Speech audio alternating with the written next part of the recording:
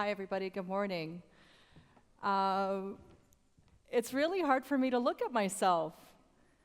I'm a lot smaller than I was last year, and so that has been its own kind of journey for me. And I think quite an honor for me to be here today talking to you all about, I feel like I should have my shades on, resilience.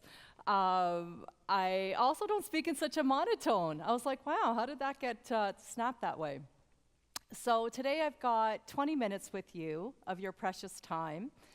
And for me, this journey is not a simple one. So I think the first story I wanted to share with you is, it's always like the to and the fro of this. But I had cancer early in my life. And as a 20-something-year-old, it was a world that you don't expect to kind of have to traverse. And I thought about a lot of things, but in that time, I felt some very profound loneliness in going through all my treatments and all the things and the things that you can share with your words. Sometimes it's really hard to understand where you are in that journey as you are. I was thinking about and laughing when Ken shared that story. Like, you don't want them to experiment on you when you're in these processes that you hope are very defined and predictable. I shared this story actually quite openly because it was the turning point in my own life where, as an accountant, I decided to stay in healthcare. So that trajectory happened, and so that was a very conscious choice of how do I make this better for everyone, based on my own experience, which in a couple of words was pretty terrible. I guess the outcome was good. I guess I'm still here today, but I think for us, this is a lot of what drives my everyday, and I don't deal in cancer treatment today, so maybe that's part of this journey. So I think I'm going to get started. I think this is probably what you need to know a little bit about me before some of the stories you're going to hear today, and maybe hopefully some of the takeaways that you will also take away.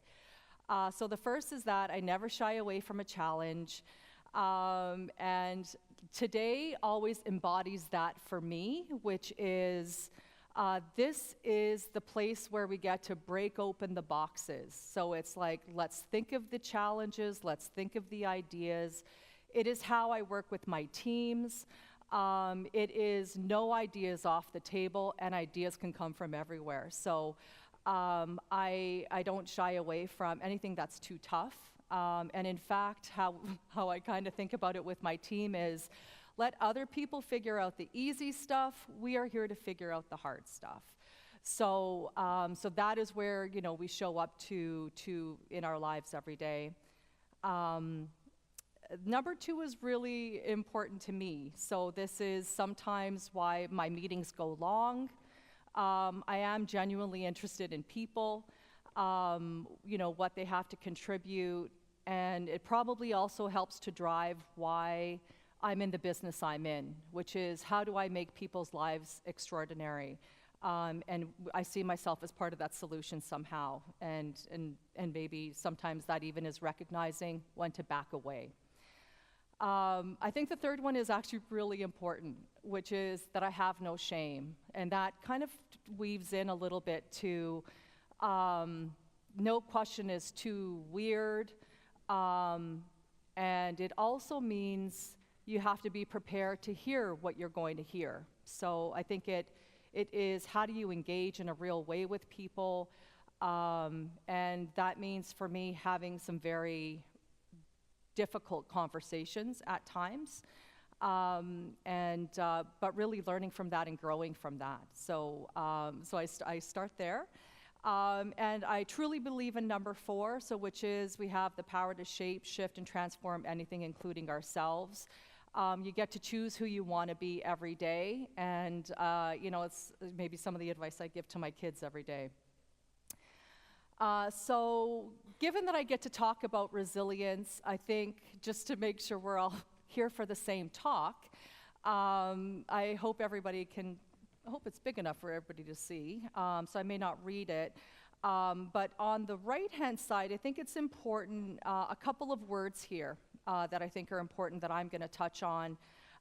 So what is your vision? What does advancing actually mean to you is important despite adversity. So being proactive, Tom said it earlier to me today, like good planning brings confidence. Confidence means you're essentially, ready to execute. I might disagree a little bit with the second one, that don't wait for adversity. I think it's embedded in everything we do every day. And the both large and small everyday challenges, I think, is actually key, because I do see our lives as pebbles on a lake, which is each one of those ripples does make for something bigger and over time. So I think this idea of patience with ourselves and with what's happening is important. And anybody who's here from my team knows that I work with a lot of urgency. So for me to personally internalize that is actually really hard every single day. Because apparently I'm a marathon runner and a sprinter. So I'm willing to do both. So today I wanted to tell you a little bit about this trip that we took. And I'm sorry, I can't see everybody. Has anyone here been to Italy? Like just a show of hands. Wow. Well, I think it matches the stat I'm about to say, which is the fifth highest, most traveled country in the world. I'm sure everybody thinks of it, I think, similarly to all the good food that you get to eat, all the crazy driving that you get to experience, and hopefully somebody had a limoncello along the way. And if not limoncello, a gelato for sure. And so this trip for us was 25 years in the planning. So I don't minimize that, guys. I don't even know that everybody in the room is 25 years old. So I say that quite honestly, that when we went on our honeymoon, this was our 25th year anniversary, and so we were like, this is when we've got to go with our kids. We're going to do our bucket list trip.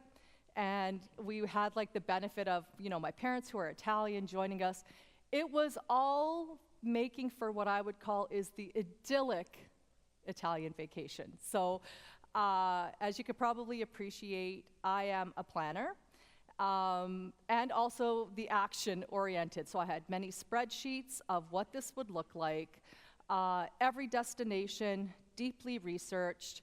And that then transferred into all of my Google Sheets. What are we doing today? What are we doing tomorrow? And it's going to be amazing. So that obviously included our budget. And so really wanted to teach our kids that putting together this kind of trip is not trivial if you actually want to have a good outcome. And so, of course, on any kind of, and you can see I said paradise with a question mark, because I think, and the reason I wanted to share this photo is this is what is in the actual travel book. This is a photo, though. This is, I'm going to say my touched up, thank you, Tom, photo. And so this was our hike. So we were there to do this hike. I am a hiker. I am afraid of heights. So that means for me, every single hike that I do, my adrenaline is at 200%, and I'm usually clinging to the mountainside at some point. So very cautious, but I want to experience it every single time. So this has been in our books for about a decade. So if you can sort of appreciate that, we've been grooming our children. We're going to do this beautiful hike. And so we've gone out west a couple of times. Guys, these are mountains. This is what they look like. So our kids are little mountain goats, so they can actually run these trails now. And so here we set off on a 42-degree day to do this hike because the weather is not going to stop us. It was very hot in Italy in August. That might be my only recommendation, not to go in August. And so as we get going, we take, I call them the Instagram photos. Oh my God, we're looking so good. It's really hot. We have lots of hydration. Everything is going to be great. Traveling with teenagers, you know, I had my hand up when Ken had said that earlier. Yes, it is difficult. My kids were somehow angels, though it was really strange to me. And I just wanted to share a couple of things as part of my research. That's my finger pointing to the last sentence. There's no bathroom, so you can, or there are also bathrooms at the end. Before tackling the 1,700-step hike down to Positano. And so that's me on the right-hand side doing that hike. Those are part of the stairs. And so what I wanted to share about this was how we build things up in our mind. So 1,700 steps, I don't know if anybody's ever done 1,700 steps. I do the step climber at the gym. Lots of sweat, so I'm like, I'm totally in shape to do this. Now, going upstairs and going downstairs are two very different things. So did lots of my, like, you know, reverse, inverse, whatever you call these, exercises to make sure I was really strong because I was recovering from a knee injury. And so had full clearance going into this trip. As you would expect, I want to try to tick off as much things on my list that enables me to be successful. So as part of doing this, a lot of research went into just doing this hike. It was the first hike of the trip, so we had 4 hikes planned. So, you know, you want to be able to get through all of them. None of them are short. And what essentially happened was we went through this hike, and then we reached these stairs. And there is a juncture where you can say, am I taking the bus or am I taking the stairs? And that is the only place where you get that juncture to do that. So, in short, it did not end well for me. So my kids ran down the stairs. They're like, Mom, you're going way too slow. We're just going to jog down the 1,700 stairs, which they did do. We gave them money for gelato. We're like, have as much as you want at the base because we are very, very hot. And the short of it for me was that this became its own travesty. So my knee was re-injured on the way down. And so what that meant was, how am I going to get down? So when I was thinking about today's talk and how to really characterize the anguish of what now I'm going to characterize as failure, it took a lot of digging deep to live and breathe every single one of those stairs. So there was nothing simple about it for me to decide whether I was going to keep going. Am I going to turn around? Was actually every step of decision. Is this the one I'm stopping at? And so it was really disheartening for me because I thought I was actually really ready. And so I think as I wanted to share today with you all, I think the important part was, there's many important parts in this. You can be really prepared on a lot of different levels. I think for me it was really tough to admit that I wasn't in great shape, even though I thought I was, to be able to do this. But it did not, as you know, this always becomes like a mind over matter kind of thing, and I feel like that is what we embody in ourselves, which is we want to tackle complex things, we want to do big challenges. Humans are resilient, and so this is where it always lands with me, which is you'll always figure out a solution. I think it is hard for us to think about when we're not meeting our own expectations. And this is where I really love this statement of self-reflection is like grieving. Because when you're looking at yourself in the mirror, it is, what do you see? And can you be honest about that? And I think this is where our journey of growth in resilience happens. And so originally I was going to start today's talk with my Instagram feed because I think this is how people characterize success is sort of these pinnacles of beautiful photos that are probably touched up in some way, and that people are taking that in to say, man, isn't everything just great? But I think what I hope you took away a little bit from today, from what I'm saying, is that journey is actually really hard to capture in photos, as you can see, right? Like I was like, oh man, I wish I had a photo of like these 1,700 steps on this mountainside that at the end I actually felt broken, and like emotionally broken, as well as, physically. And I know everybody, you can sort of heal the physical, and it's like, now where do you go in your mind? I think it also is for me, are you able to truly grow from that and to land it in a place that says, I'm so glad that this happened? And that is the actual, I think, big step. That's the big step of our personal growth in resilience. And then I think that is what then enables you to say, I really can tackle anything, and survive anything. At some points, it actually did feel like survival. There was a lot of expletives on that hike. I was happy to not be surrounded by people, but also happy to let quite a few F-bombs. And my poor husband had to listen to them all. So he was very kind and joined me on that.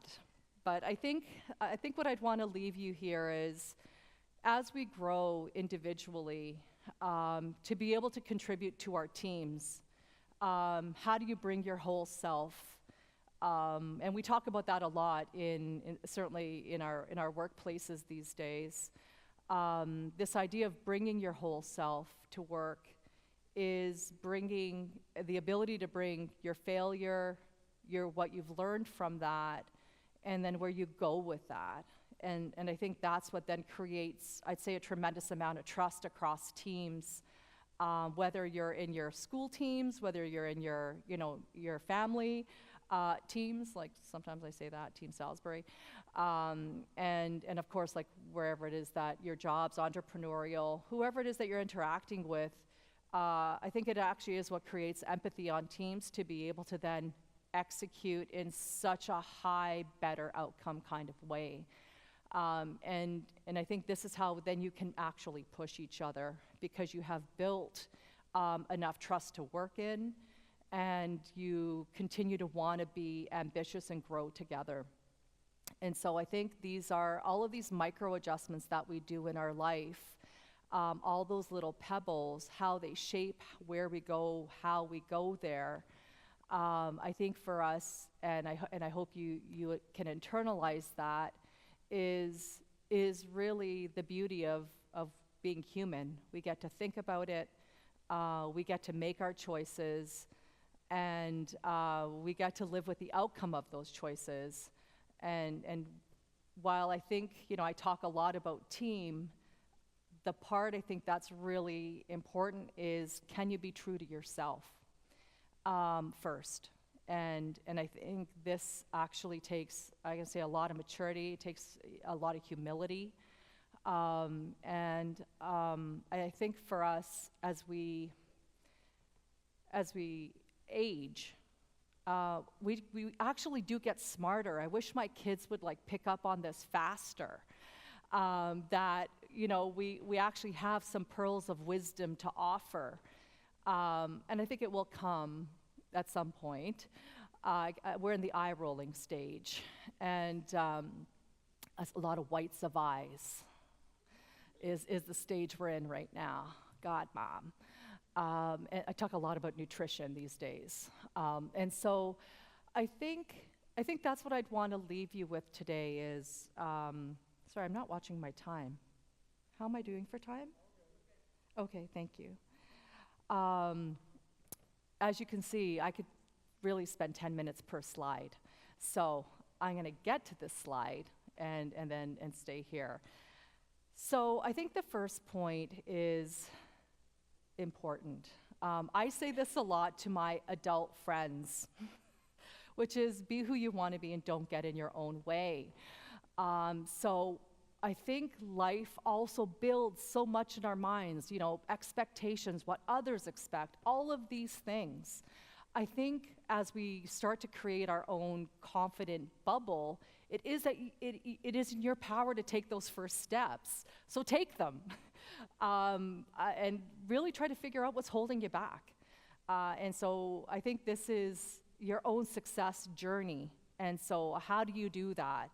And that for me goes with the last point, right? Like it really is how to be honest with yourself, so that as you yourself become resilient, as I say to my children, please, I am not raising snowflakes. I need you guys to be strong because life can be hard and you have to figure that out. And you have to figure out how to navigate it and not be a victim of your circumstance. And so we talk a lot about what does independent decision making look like. And my daughter, who is 17, thank you. The example I might share is she just did her first negotiation between employers. And so I said, these could be some perspectives to share with your respective employers. And let's talk about that. So I think we are trying to groom each other to be better and to be our best selves. And I think this is why, you know, we get to be who we are. It is, what do we bring to the table? And I hope we lift each other up. And I think I'll leave you with the middle point, which is every obstacle is an opportunity. I see that, and you would all see that every day, of what am I learning? And I hope that is the question that you ask yourself. It's certainly the question I ask myself when things are really tough, like what did I actually learn from this? And to be humble enough to have your inner voice say, you missed the boat. So always to be honest with yourself, and I hope you guys enjoy the rest of the day.